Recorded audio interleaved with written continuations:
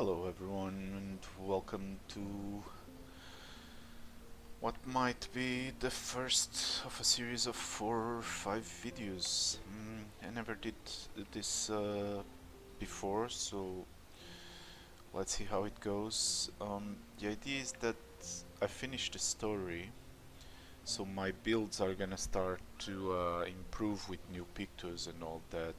So before that happens, I wanted to do a little video for each one of the 4 main characters um, with the build that I was using for this blind play.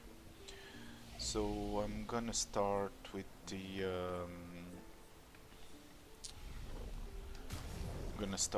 Lune here. Um, so Lune is an elemental based character, right? So she's like the mage of the group.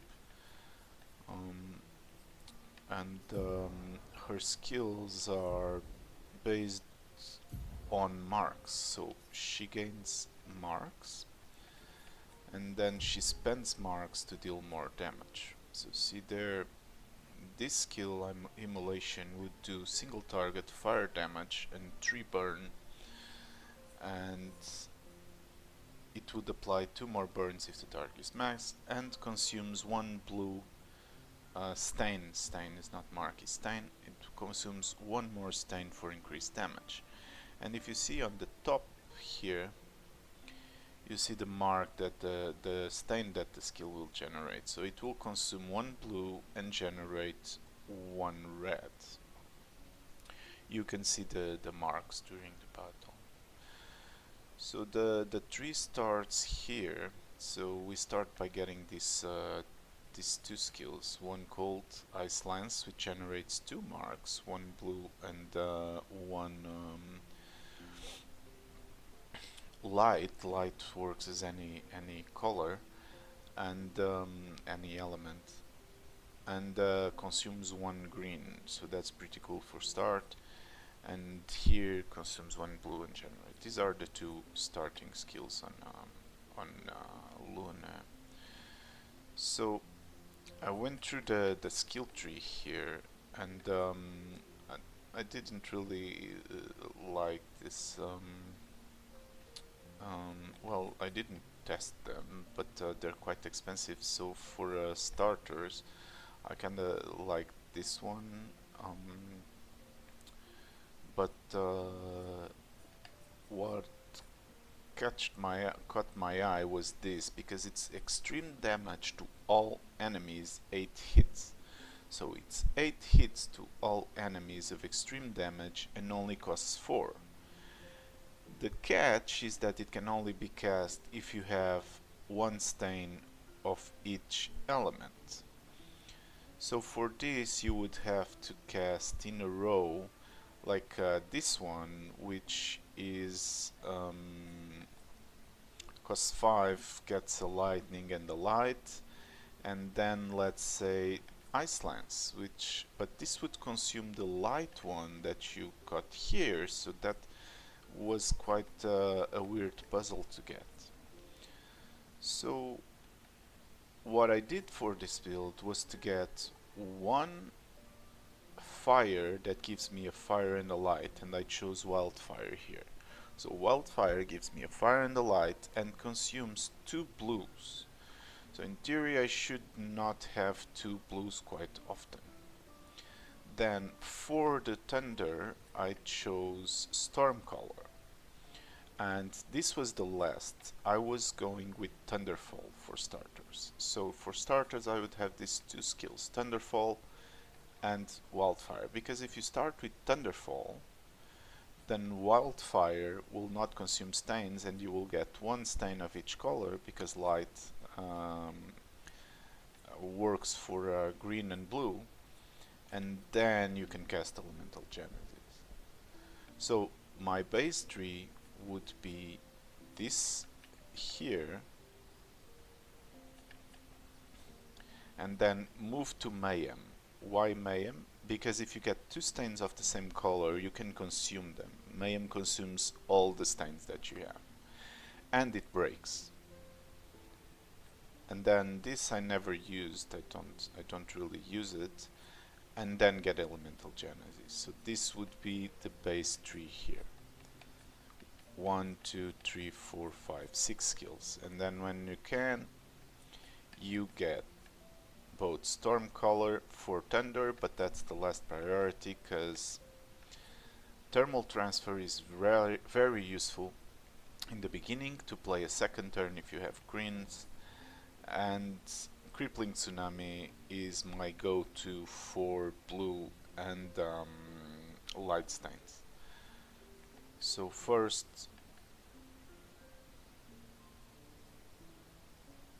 too expensive. So first I would go here, down, and Wildfire. I think Wildfire is a great second turn thing. Now, how to get this faster, because this would mean that she could only spend Elemental Genesis on her third turn, and this will take a long time. So how did I manage this? Right in the beginning of the game, you get this weapon. That's Kralim, and Kralim, casting a skill increases the skill damage of all other elements by 20%, resists when casting a skill of a previous element. So first of all, Vitality and Agility. Agility will give you crit chance, and Vitality will give us life. That's both of the things that we're looking for in Mao. Then casting a skill increases the damage of all other elements. So if we do what I was saying, the first you'll cast Thunder, it will increase 20% of all other elements. Then the second one is Fire, so it will already increase the damage by 40%, and then you're gonna cast Elemental Genesis with 40% extra damage. But what we're actually looking for here is the level 10 bonus. On turn start, if no stains, 2 random stains are generated. This means that you start the game, the turn, your first turn you already have two stains, meaning that you can cast Elemental Genesis on the second turn, because on the first turn you get the other 2 stains, and on the second turn you cast Elemental Genesis and the enemy is dead. This depends a bit on luck, because if you have 2 of the same stain, like if you get 2 greens or 2 blues or 2 reds, you won't be able to cast Elemental Genesis, and that's where Mayhem comes in. So if you get 2 on the same, you cast Mayhem, you spend all the stains, and then the next turn you have 2 stains again. And this ends with Mael dealing around 100,000 damage on the second turn attack, which from the point that you start having Elemental Genesis kinda destroys anything in front of you, bosses, everything. What's this? Okay. Yeah. So for stats on Pictus, the main stack that I'm looking for here is critical chance, critical rate. And looking for critical rate, I don't really care what the passive is, as long as it's useful for her. Or even if it's not useful for her. Like in this case I have Piercing Shot, 25 increased free aim damage. She will never do free aim damage, but health plus critical rate, that's exactly what I need on her here. Okay, and since the beginning of the story I've been using on her either health and crit or speed and crit. Okay, this one is speed and crit, but it's already high level, and same thing here. But as you see, these passives are not exactly anything special. It's just for the stats. I just want the health, the speed, and specifically the crit rate. Okay, she ends up with almost 3k health and 56% critical rate, which then with the selected Lumina, we can increase. So if she gets this, if the enemy is burning, she gets 25 increased critical chance on burning enemies. So that will take us to 80% critical rate. And then if the enemy is defenseless, she gets 25 plus, and that gets us 100% critical rate. Now with your other characters, Lune herself can put burning, but the other characters can put vulnerability. Many of them can. So if you can put defenseless, sorry. So if you manage to put defenseless on them and burning, you get 100% crit chance on her if you have around 50% critical strike critical rate. And that's the whole point of the build.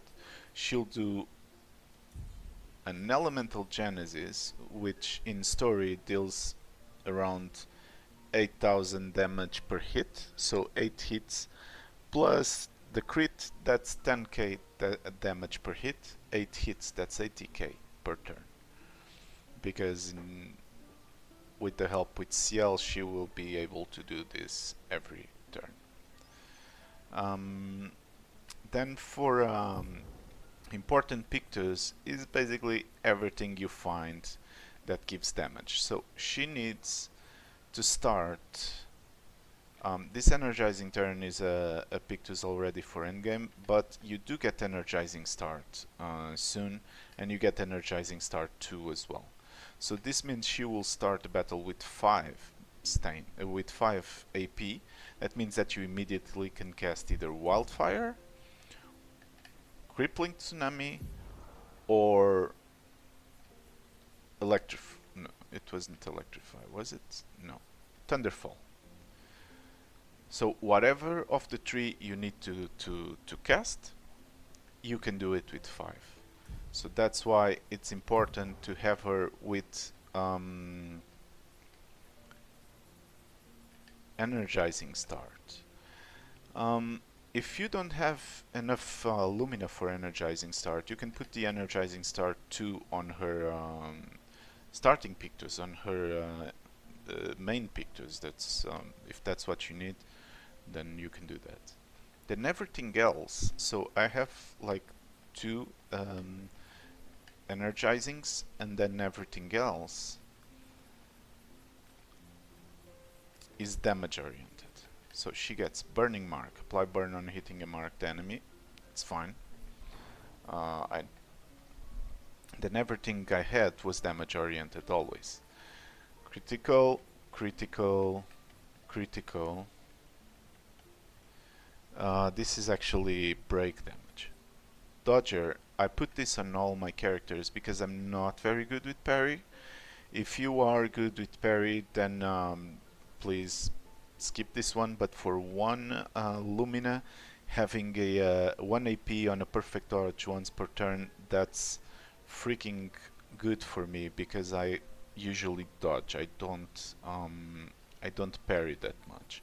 And then the rest is damage oriented, even if it breaks me. So I have 2 energizings, and then I have Glass Cannon, 25 more damage, but take 25 more damage. I think this is late game as well.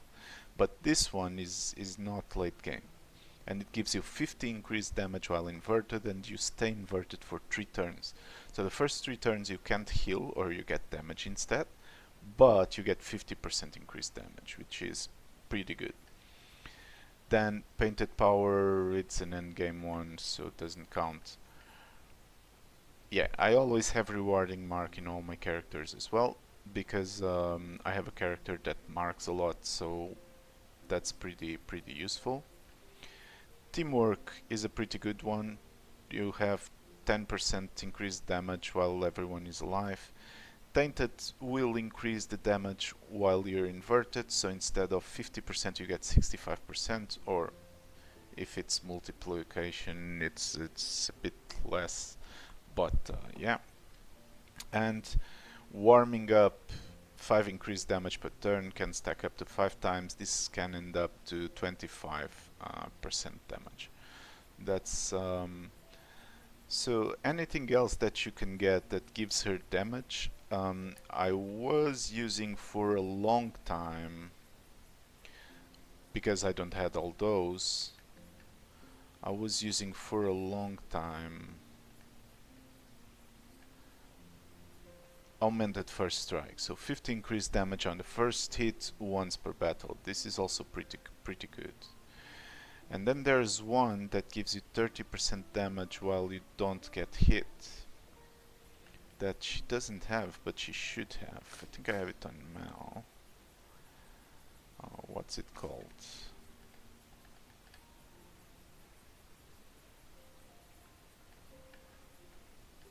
It's Immaculate. Yeah, that's it. So this one is pretty good as well. Immaculate. There. 30 increased damage until a hit is received. So until you get hit, you have 30% increased damage. So that's now a around 100% increased damage on the first turn. And that's my build for Lune. I started this build around it was I think before the battlefield. I managed to get the elemental genesis before the battlefield. If I went straight there, and it's been working wonders since then. She immediately started getting 60% of the boss energy down in her first or second turn. It was amazing. So yeah, that's my build for Lune. I hope that was useful for you. I didn't really test a lot more with her. I liked this one, so I kept it. So speeds 586, critical rate 33. See, this is what I'm talking about. So it's gonna go here.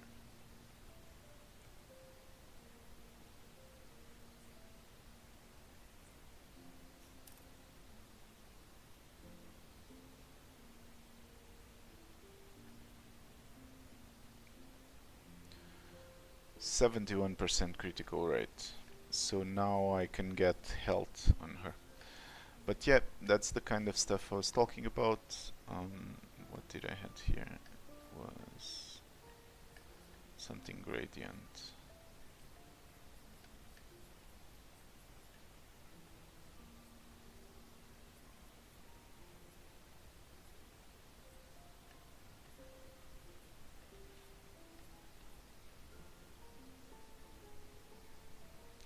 If you like pairing, this is a really good one. Empowering pairing.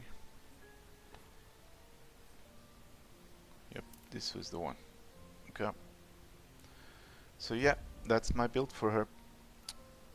I hope you like it. If it's useful, subscribe, leave a like, leave a dislike. I don't know. Have fun. See you later.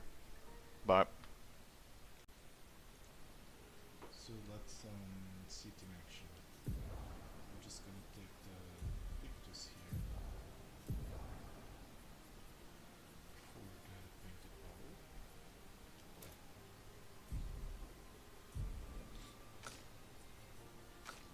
gonna do this.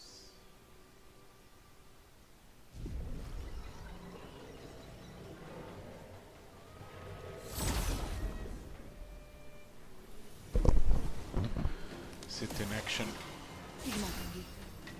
So she has blue and she has red and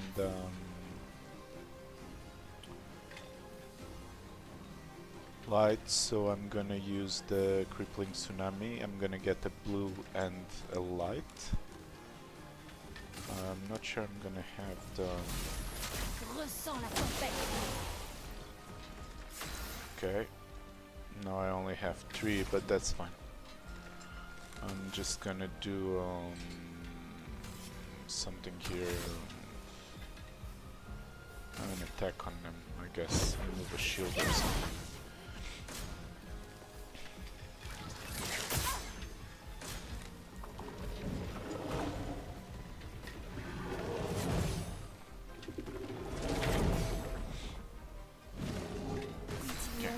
And now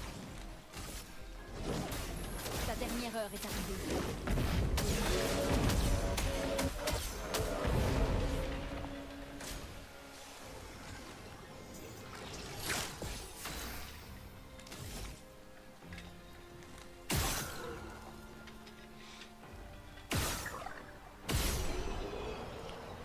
see, that's the power on that sort of build.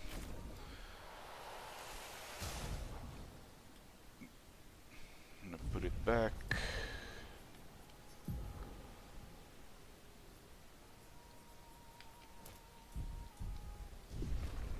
Thanks for watching. See you later.